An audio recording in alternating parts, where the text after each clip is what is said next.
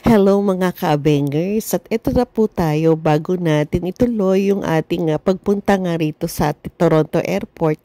Balikan muna natin yung naging ganap natin, di ba, bago tayo bumiyahe talaga, di ba? At ito na nga, sa kabila ng medyo traffic at mabilis naman kaming nakarating dito sa third level ng Terminal 1 ng Toronto Airport. Kaya naman po, ayan, makikita nyo mga ka-Abengers ko na sa parking pa lang kitang-kita na kung gaano kalaki talaga itong Terminal 1 na to, ha, mga ka-Abengers ko. At ayan, syempre papasok na tayo, and then hindi lamang yung eto, maging elevator ay napakalaki. Hindi ko alam kung ilan ang pwedeng kasya rito, diba? Dahil kung kami lang ang sakay, kaya naman nag-video-video ang lola nyo at mga anak niya. Kaya naman eto, pagkaano nga namin, diba? Makikita nyo, napakalawak talaga at ilang minuto rin ang kinonsume namin sa paglalakad bago talaga makarating sa mismong arrival area. At ayan na nga mga ka-Abengers ko, diba?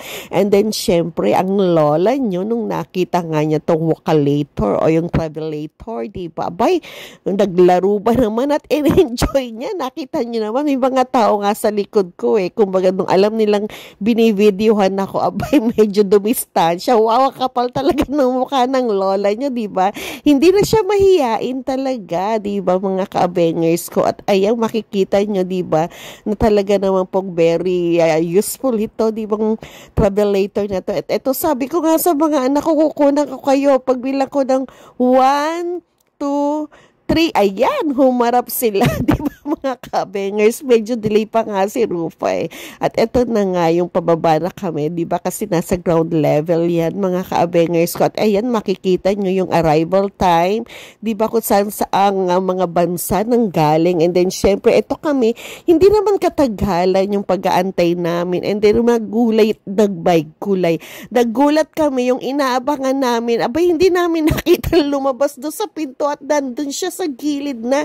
Ewan ko paano nangyari, ilang mata kaming nakatutok, diba? Then syempre kahit nangyari yun, abay, kitang-kita nyo naman yung tuwa, lalong-lalo na nung aking anak, diba? Syempre yung pinakamamahal niya sa buhay, diba?